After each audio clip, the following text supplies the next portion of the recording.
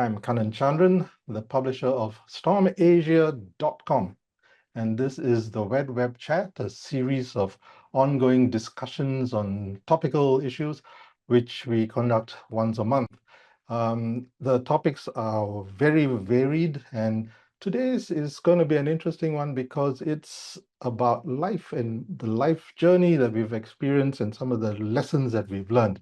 The topic today, living then and now, the two kind of loose constructs in time, then and now. It's all relative to your position, your experience, and where your journey has taken you. You, however, have a hold of the reins of your life's journey. So there are a lot of examples that you can bring from that into this discussion. So the panelists will definitely be doing that, tapping into their own experiences, but it'll be great also for the audience to share some of their experiences as we go along. So in my life, I've seen changes that have reshaped how we live, work, and interact with each other. So it was like post-war building, rebuilding of Singapore, moving from houses on the ground to dwellings in the air, working in an office to working from home, but more significantly, from sharing time with friends in person to instantly messaging someone sitting beside me or a continent away. So in the immediacy of that communication as well. So to share their experiences, I am delighted to have guests for today's panel who hail from different eras and embrace different callings. So I got musician and composer Chok Kerong. Those plugged into the jazz scene would have caught him playing or conducting with Jeremy Montero, Randy Brecker, the SSO, just to name a few of the numerous ensembles and groups he's worked with. We've also got Sumarni M.N. She is in the education industry. She's a mother of one. She has over 16 years of experience in human resource development across industries such as healthcare, telecommunications, and training institutions. Our third panelist is Robert Key, as a serial entrepreneur with an active semiconductor venture serving global MNCs. He's also the founder of Operation Hope Foundation. That's a Singapore-registered charity delivering transformative impact across Cambodia and Nepal. Welcome to the panelists and to the audience. And let me start by asking each of you on the panel, starting with Sumani, what is the one thing that has changed significantly for you from when you were growing up to now? I guess I've seen through how technology moved into our lives. So I had that privilege during that era, to see how the transformation comes about. So I still remember using modem to, I don't know if you can remember, to be connected to the internet. And then, and we had to wait a long time to download certain things. But now, in a split second, you can get information, all right, at your fingertips. Yeah. So that's how fast-paced things have gone. And I think that's something very significant for me because it changes also the way in terms of the way I work, the way I connect with others, and also how I interact with others. Yeah. So yeah, so that's one of the biggest thing that I find most significant. So it's the pace of change. Is that something that bothers you, or do you like it?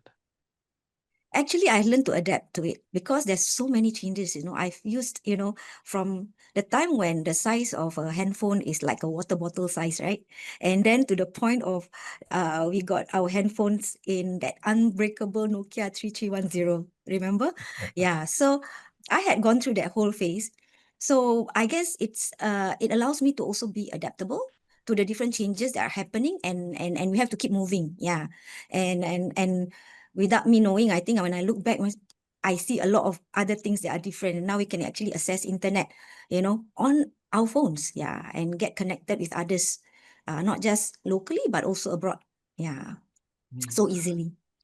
Okay, all right. Let me move on to Karong. Same question, what's the one thing that stands out for you growing up to now? My answer is similar, but there's a bit of nuance in there. I think the the advances in technology, of course, also I remember using dial-up and how troublesome it was compared to today, and of course the immediacy of the immediacy and the accessibility of information. We can get it right away whenever we want, on demand on our personal devices now. And what that does actually is, to me, it presents a new challenge, which is the retention of information. I think it's somewhat innate in all of us, when we know that something's conveniently there, we kind of take it for granted. And in my field, in music, I think retention of information is still really important, because we're expected to be able to recall what we need to play, for example, as improvisers on the spot. And we're trying to understand musical language, which you can't rely on your phone for. You have to be able to draw on it immediately, in the same way that I'm speaking to everyone in this webinar right now. So that's one of the observations that I've made. I find it hard to retain information, because I know that I can look at this later. I can look at this later. And then the list of things I'm supposed to look at pile up. I never look at them. I can't speak for my students, but I do observe that there is a reliance on the technology, instead of trying to retain it and internalize the information. We're all using technology. We all have to grapple with that and find a way to make it work for us. In the 70s, 80s, 90s, when people were performing, they would be, they would have it there, they would perform. But now I see a lot of performers with an iPhone in hand singing to lyrics which they're obviously looking at. Is that acceptable behavior? Sometimes when you have to do 3 sets of 45 minutes each, there's nothing wrong with looking at lyrics, if you have to. What I'm referring to is in the practice of music, and when you have to work in a spontaneous environment, and when you have to recall things in the moment, whatever's on the page won't be able to help you. Some things, yes, if it's right in front of you, it can help you in the moment. What I'm talking about is trying to build an internal aesthetic as an artist, and you need to have all these in a way that probably a visual artist can see what he or she wants to create. A musician has to be able to hear what they want to create in the moment, and to do that, you have to internalize a lot of sounds and retain that information, and to be able to recall that sound right away. I noticed that it's getting harder for me too. It's also a function of age, probably. We retain information faster and more effectively when we're younger. Teenagers. You can all recall memories from our teenagers. You can smell the room. You know what time of day it was. So I think that age is a factor as well. But I think the technology and the way it kind of makes us take the information for granted, they'll always be there. And also think about the panic we get when our 4G doesn't work, or when our Wi-Fi is down. Yes. It's really frustrating, and that frustration is new. We didn't have that kind of frustration last time. Oh, we don't have the information, we go to the library or look at World Book. Remember that, the World Book encyclopedias. That's how the technology has affected us now. Different ways of accessing things now, right? Yes. So Robert, you've played a part in that process as well with your business and with your charity. So tell us what sort of stands out for you from the point you were growing up to now, as a lesson you maybe hold dearly. Well, I think we have become very materialistic, So when I was small, I still remember soya bean drink 5 cents, a bowl of noodle 30 cents, for $1 you can fill your stomach.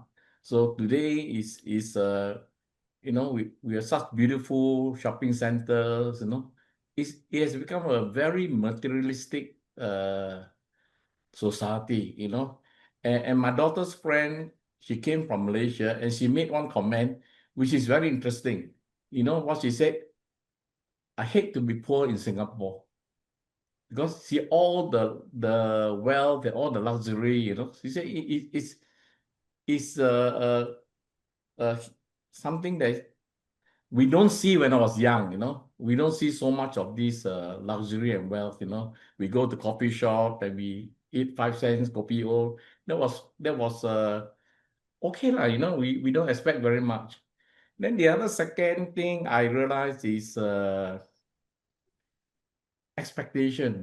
Now we talk a lot of work-life balance, and I have 3 grandchildren, and every time my daughter-in-law, my daughter get pregnant, wow, it's a hell of a big deal. Well, I will share this story, which I think many people will be shocked. When my wife was pregnant, she went into the hospital with her father. I was in Malaysia. I came back for one day, say, okay, wife, you give birth ready. Next day, I flew off to Indonesia. So she checked in with her father and checked out. I think no husband, no wife will tolerate a husband with this kind of attitude for their very first child, But my wife did not complain. She accepted it. This is business, and this is how it's expect. We don't. You expect to work hard. Working hard is something that is normal. Yeah. So when your children had their children, how long were the husbands around to be with them So many after the things, and now birth? you got eternity leave and all sort of things, and so much of preparation, which guy need and this and that, And then in my time it was very simple, just go in, give birth and check out. Yeah. So this work ethics, I think we are the very hardcore kind of people. I still remember I was in the IT line. At that time, it was wide area network, not local area network. But we got a project to install the computer network for UOB, the new UOB tower, and they said I got to finish, I think like few hundred points within 3 days. So my staff, we did not go home. We did not change. We did not bathe. We slept in UOB to complete the work for 3 days. I don't think easy to find workers like that. and I didn't tell my staff, no, they do it voluntarily. They did voluntarily. And I was so impressed, with their work ethics. So a bit different nowadays. Okay. So Marnie, if I may just check in with you on Robert's point of careers as well, right? Because that's your area. In talking to children these days, what are the kind of issues they bring up regarding their career paths and their futures? Okay, so I think currently, unlike back then, I think the traditional roles, we have traditional roles like, engineers, teachers, that's so common, but not anymore. So we have a lot of other professions in the market, and some of them we have never heard of it before. Yeah. So for instance, we have a content creator, we have a game maybe a game creator as well, and we have a digital marketer, many different options for students. As a result of that, I think students with more choices, students get also very confused about what to choose. We talk about what matters to them, what exactly do they like, that's where guidance come in, where we need to identify what's their interest actually, and then how do you want to bring them forward. And it's not about choices anymore. It's really about knowing their interests and finding out what exactly is more suited for them. Yeah. So in this conversation, we really need to explore their interests, their skills, their strengths, and also what they aspire to be in the future. I would say parents have an influence too, because my students would say, my mother said that I have to become an engineer, or I have to go into science, things like that. And of course, these students have different ideas. They have different thoughts. They want to become something different. Yeah. And that's a struggle I find that students have with parents too, to be able to identify with themselves, and also to the kind of maybe thoughts or maybe ideas that parents have nowadays. Yeah. So as a result of that, the conversations need to be very deep, go into deeper. We need to find out a little bit more students are very concerned about what's the job prospect. That means like, or maybe what kind of pay does it offer? Yeah. So things like this are what students are concerned about. So if I'm going to How go, old are the students? How old are the students that you talk they are to? teenagers. Yeah. Yeah, So in the teens. in many ways, Mm. do you think that system is relevant? Because they're still changing, they're still evolving, right? What they like as a teenager may be very different to what their interest may be when they're in their early 20s or mid 20s. So would sort of pigeonholing them at that young age be beneficial to them? Right. Okay, so that's the interesting thing that most of us would think, right? Yeah. So I think we believe in early exploration.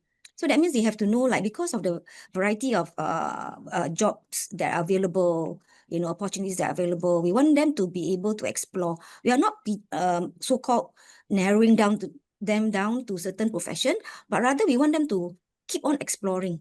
And at a certain point, we always tell them that, it's not about, that means once you have decided on this particular course, it doesn't mean that you have to stick with it. Yeah, you can actually evolve. You can actually change based on your own interest afterwards when you discover more about yourself. So it's about that process of exploration and also that process of finding themselves and being able to identify with something meaningful for themselves in moving forward. Yeah. Okay. Yes. Kerong, I think you've benefited from some of that. I don't know whether your parents actively encouraged you to become a musician, or whether you thought your future would be as so immersed into music. Well, I went to NUS to study law first, before I went into music full time. So I think I was not so sure whether music was the right path, even though I was obviously very into it, and my parents also said, "Hey, why don't you try this degree first, see how it goes." And I think I agree with them then. And also what it allowed me to do is use the time that I had in university to actually experience being a musician. So I was playing a lot and getting practical experience, which actually, I feel like the practical experience doing that serves me to this day. So only after I completed my degree at NUS, then I went into music. I went to study music and so on. So I think I took those 4 years to carefully consider, and even when I was studying music, I was in my mind. I think I was still a little unsure, just thinking, well, if this is not for me, there's always something else I can do. I was always having that at the back of my mind, but slowly with each year, like, okay, I'm 1 inch deeper, getting deeper into the music, and then at some point I woke up and I realized that, okay, this is what I'm doing for the rest of my life. So you don't need the fallback of the law degree. Although that's useful in life. I think law is a great thing to have in life because it helps you understand so many things, right? I don't regret it at all. I mean, first of all, uni time is the best time. And I think in knowing, at least subconsciously, or maybe consciously, I don't know, knowing that I wasn't going to be a lawyer kind of takes the pressure off a little bit. Okay. Yeah, I think if you're trying to excel in that field, it's quite a bit of pressure. Sure. So isn't it also very difficult to excel in your chosen field, which is music? Because you really have to be top of your game to be successful, right? Yes, there is pressure to excel too, but I think the love for it tempers that pressure a little bit. Like the payoff inside it helps us to deal with the pressure. Okay. Robert, you went the traditional path. You got your engineering degree as a scholar in Auckland, got your first class honors and everything, and came back to serve country for a while. Would you have taken a different path if you'd been born a bit later, you think? No. I was, I think like what Jerome said, passion is very important. And I still remember when I was in Sec 2, I have a hobby, and that is electronics. So I would go to Sungai Road, which was famous for selling all the used parts, and I would buy all these spare parts, and then I would bring them home and then make my own gadget. So from the very young age, I knew I want to be an engineer. But at that time, you can't believe it. There's no engineering faculty in Singapore. NUS don't have engineering faculty. And I had to go to Malaysia or overseas. So I didn't want to go to Malaysia, so I want to go overseas. But my parents were not rich. So the only way I can go overseas is to get a scholarship. So that was time I wake up, my whole life depends on me getting this scholarship. So I studied really, really hard, Yeah. So no, I love to be an engineer. Yeah. So even when I started my business in computer at that time of wide area network, I was more of an engineer than a businessman. People come to me because I solve problems for them, So I always tell myself, I'm more of an engineer rather than a businessman. I don't look at making money and having the plans on that. I just do what I love. I still remember one day, Texas Instruments, they had a problem. They called me at 11 p.m. So I went with my partner, and for 2 days we solved the problem. Then when my wife wake up, she was shocked. Hey, where was I? I didn't even bother to tell my wife. So for a day, she disappeared. She even reported me to the police, Yeah, so that's how passionate we are. Just, no, work is work, disappeared. Didn't even tell the wife, Wife called the police. My husband has disappeared. Yeah, so Sounds like that you've got a lot of making up to do with your wife. yeah. Got to be more not so passionate now, on business. Yeah. Yeah. So, you're talking about problem solving, right? And I think that's something which will still apply today as it did back then. Is that a skill which is perhaps, is it evident enough in society, in the generations, this ability to get to the bottom of an issue and resolve it? Is that something you find, Robert? Yes, especially now, as 20 years ago, I find that, I was maybe burned out doing business. So I decided, well, let me go into philanthropy. So I started my NGO in Cambodia. And I find for my Singapore staff, they need to do a lot of problem solving, because the environment in Cambodia is totally different from Singapore, We need to have submersible pump. We need to pump up water. We need to have our own generator. We need to have our own water treatment system, So I find Singaporeans not good at problem solving when it is a blank piece of paper.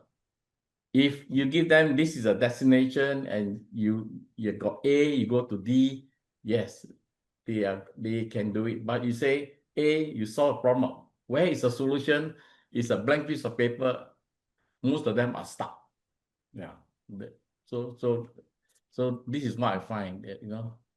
The problem solving Okay. skill is a bit It's a bit shallow. lacking, is it? Yeah. Kerong, do you see that as an issue with working with musicians here?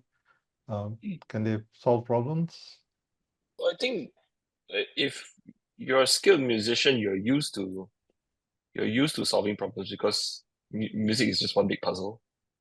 And of course, I mean, whether the musician chooses to apply that skill in other areas of their lives is a separate question. But I find that being in the arts helps you use your imagination more. If you so choose, you will learn that. I mean, I learned this over the last few years or so because I started doing more projects which required me to just come up with solutions or come up with concepts from nothing. And at first, when I had to do that, it was very, very daunting because you see that blank piece of paper and then you go, what do I do now? I don't even know what the end result will be. But you get used to just putting one foot forward and the next and the next, and then you see things starting to take shape. And you also find your own style with solving problems. Like once you kind of get your own framework, oh, this works and this works, and you have certain SOPs in your own mind to move things forward. So I think music and the arts generally can help with that. Okay, the creative aspects of your mind come into play, right? Yeah, absolutely. Sumarni, is that something as part of your career sort of counseling, you encourage them to be nimble in their thinking and how they pivot if they need to? That's one of the outcomes that we want to have. Definitely for them to reach out to those things that they want to do, and then also to try things out, and then, you know, not worried about failing. Yeah, so that's something that we want to constantly engage students to do. In my interaction with students, I think one of the key things I notice is that when they understand the kind of profession that they chose is something that is going to be a little bit difficult, they tend to take a step backward and they will say, wow, this is too difficult. Maybe I don't want to do this anymore. Yeah. So there's always a constant encouragement that we have to give them, and a constant push for them to recognize that this is something that you want to do, and this is something that you can actually possibly, you know, achieve if, let's say, you put in the hard work, not to be afraid of failing, and then, you know, to try doing. I mean, you know, you never try, you never know. Yeah. So that whole concept that you want to try or constantly engage students to recognize is something that is needs a little bit more push lah. Yeah. So students tend to shy away from difficulty, and because I guess it's also partly because of the way things are now. I mean, in terms of the information they're getting very fast, and, you know, things are very easy, much more easier for them. Yeah. So struggling doesn't seem to be something that they want to go to try. Yeah. Actually, if I may add, Please do. Yeah. in my interactions with my students, sometimes I'll say, oh yeah, so, you know, if you want to get this, then you must do this. And sometimes they respond with, oh, that's difficult. Then I would say, it's precisely why you got to do it, because it's difficult and you can afford to do it now. So there's no harm. I mean, the worst thing that can happen, especially when you're just studying music, I mean, the stakes are not that high, you know. But I think it helps people also get used to looking at a challenge and going like, I think I can do that, instead of, oh, it's challenging. I think better not lah. When they see something hard, you know, they tend to take a step back and they want to try and figure out something else, which may seem a little bit easier for them. Yeah. So that's something that I noticed in students too. When I was studying in music school, I had classmates who were the opposite, and they were really inspiring. The harder it was, the more they wanted to do it. So I would see my classmates pull off these impossible musical feats sometimes, and that was really, really inspiring. I think that's where I learned to try and take some of that spirit on also. So, Sumarni, if you had the guidance, did you have guidance, career guidance counseling when you were in school? Never. Okay. So I had a lot of hard knocks on the wall, you know, trying to figure out my way. Like I thought I would want this, and then with God's will, I think it diverted me to something else. Yeah. Otherwise, I will go into a different profession altogether. Yeah. So I guess because I had no chance to actually identify, you know, when I'm doing this role, actually I figured that, you know, if I had known this, probably I would already know where my strengths are. And then, you know, because I love to engage people, and that's something that I really enjoy, you know. And if I had known that for a fact, you know, I would have gone straight into something related to social, which I am doing right now. Yeah. So during that point of time, because, you know, technology is evolving, everybody's into computers, and I wanted to go into that as well because, you know, there's a demand for it. But I'm not a computer person, you know, in that sense, during that point of time. I'm not a tech person.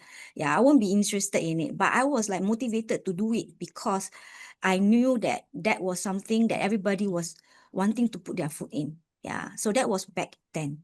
So I realized that, oh no, okay, in the end, I didn't get to do that. And I'm quite glad that, you know, I did something else. Okay. So the opportunity to change and pivot was important for you, right? So I'm just going to a comment that I received from a friend who couldn't join this session. His view is greed, and the me first mentality will still continue. What we call education is actually career development, because the student is no more wiser at the end. And memory is selective, because so philosophically, there's nothing to learn from the past. Picking up on the last point, nothing to learn from the past. Robert, do you see that? Would you agree with that sentiment, or do you still plumb the past to try and get some useful information that you can apply today? No, I think, they say history repeats itself, so there are some basic principles in life that remains the same. So I'm an entrepreneur, I started 3 companies, and the principle is still hard work, hard work, hard work. I mean, during my time, we were very totally dedicated to our business. I remember I was in Brunei, doing installation with my partner, and his wife called up and said that the son was playing some chemical instrument, some experiment, and the whole tie was burned, was burned.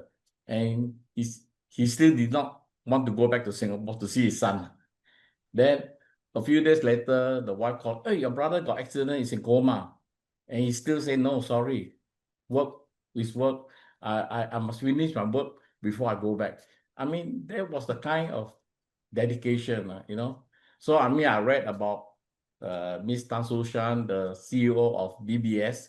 When she was pregnant, she bring her terminal into the hospital when she was giving birth, so that she could continue to do the investment for the clients. So I think if you really want to do business, hard work and passion is really very important, So I always tell people that work-life balance, not easy to do if you want to succeed. I think you have different phases of your life, Certain phase, you must focus on certain things. Like me, I was fortunate after I've gone through my business phase.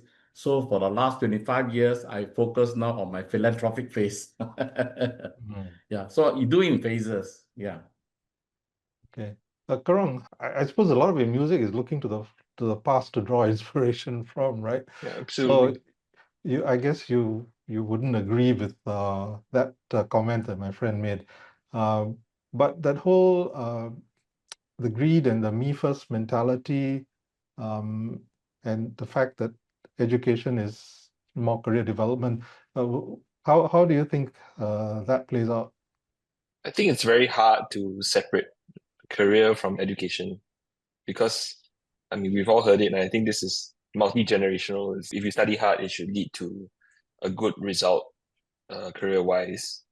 I don't think that's gone away, right?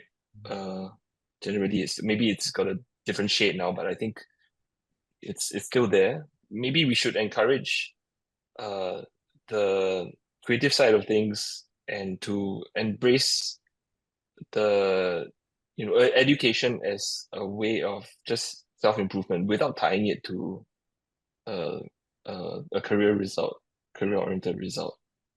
I don't know how to do that, but I think it's important. Otherwise, if your career doesn't turn out the way you want, you would feel like your education was a complete waste. But I mean, your education is really what you make of it. Not everything is going to be rosy while you're going through it, but you'll meet people who are smarter than you. You will definitely encounter educators who have something to share with you. Even if you don't like everything or you think that some of it is not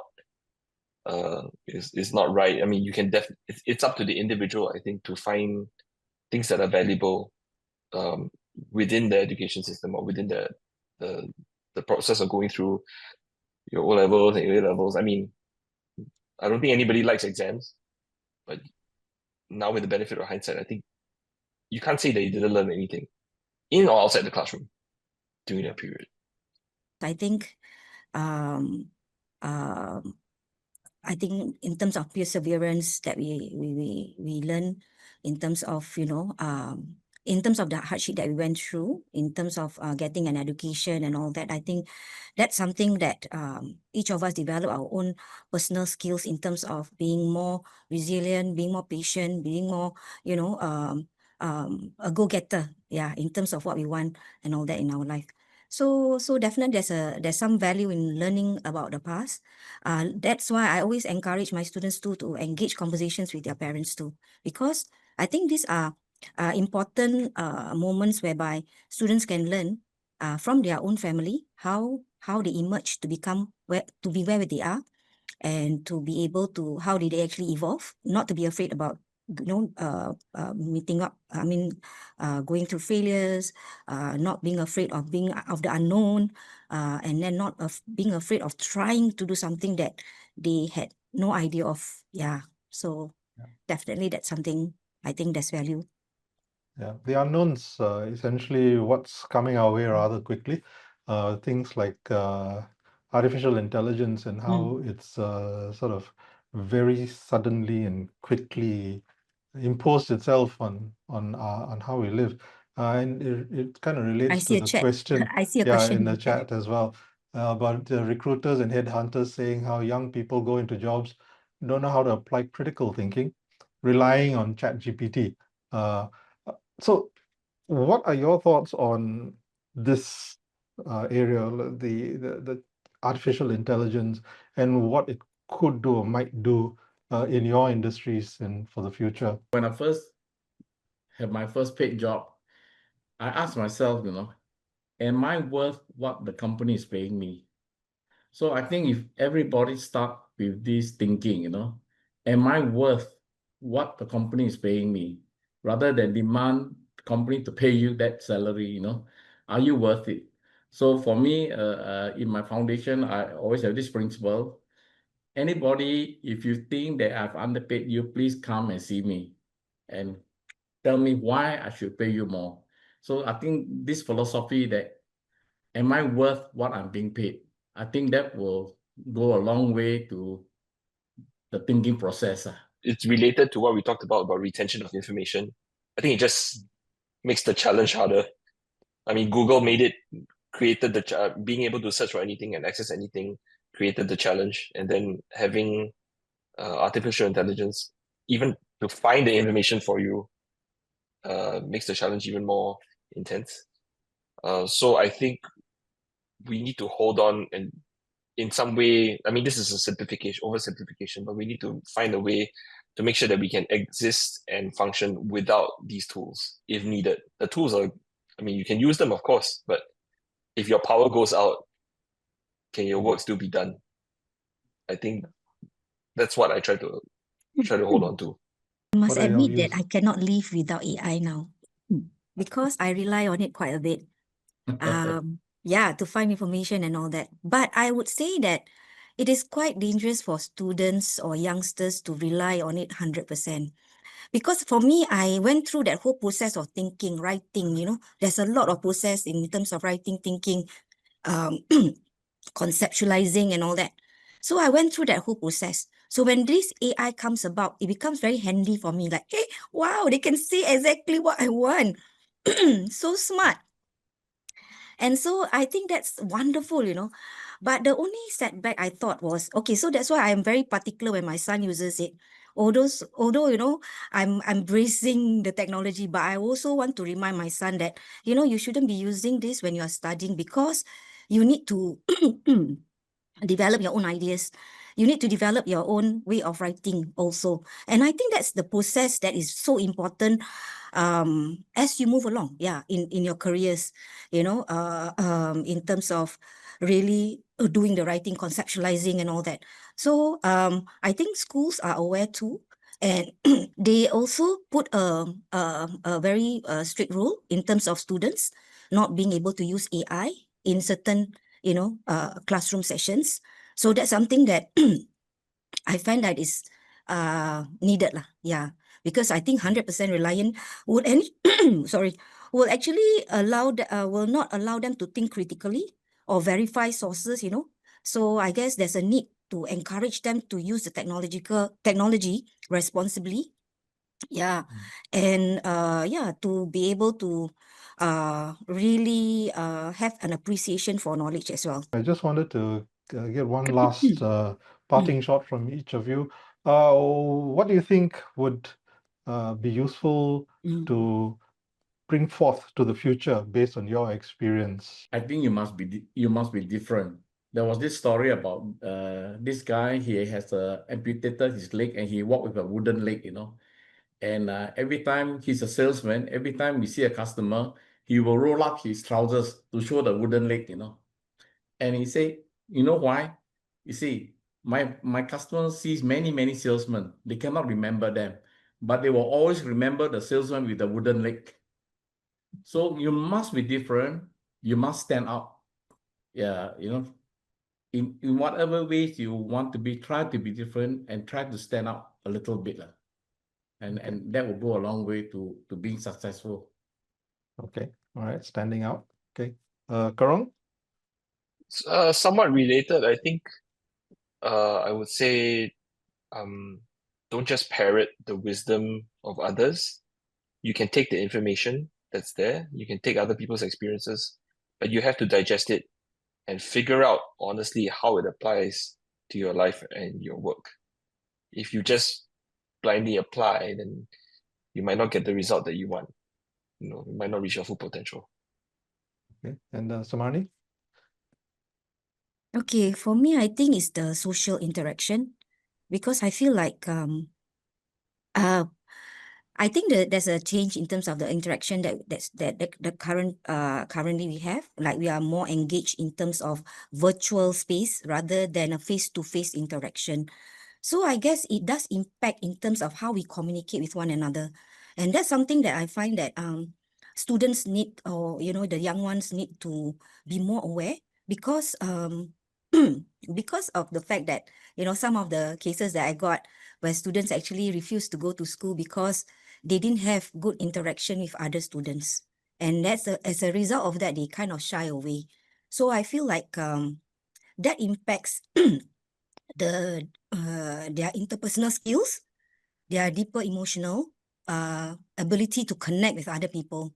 So that human capabilities are still an essential thing that we need as we move forward. We have lost the joy of having conversation. In my time, we love conversation.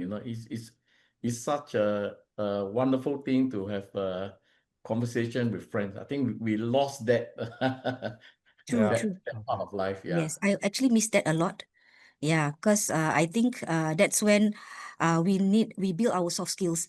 So I think now schools also have to intentionally, build like opportunities for them to build their soft skills, because everybody's online, everybody's on virtual. So Yeah. that kind of face-to-face interaction is lacking in that sense. And yeah, we kind of lose the way how we interact with each other. And some people, even some students, don't even know how to do that. So that's something that I find that because of their engagement with technology, with maybe games and all that, it does affect in the way they interact with the real world. Yeah. Yeah. It's so Great. valuable to be able Yes. to talk to people, like Right, and to be especially comfortable. when Yeah. we're older, so that you don't meet your friends as often, and it becomes so much more precious to Yes. be able to spend time with them. Put your phone down, face down, Yes. no work True. messages, Yeah. and for that hour you're just dedicated Connect. to Yeah. You spending just time. connect. Yes, exactly. Okay, so I think although we are doing this virtually, we've had a nice conversation. So that's been great. Thanks again, Chok Kerong, Sumarni, and Robert Key for the interesting array of insights and experiences that you've shared with us. I mean, humans will continue to live in a society that evolves, and they will change, they will adapt. A very resilient group of people. But as you quite rightly point out, I think education for information, knowing your worth, standing out, these are all things that applied in the past and will still continue today and will prevail, I think, in the future. Some things may be easier to do. You'll have access to information, but it's still a question of what you use, how you use that information that'll set you apart and sort of give you the leg up to do things differently and sort of be successful in your own right as you move along.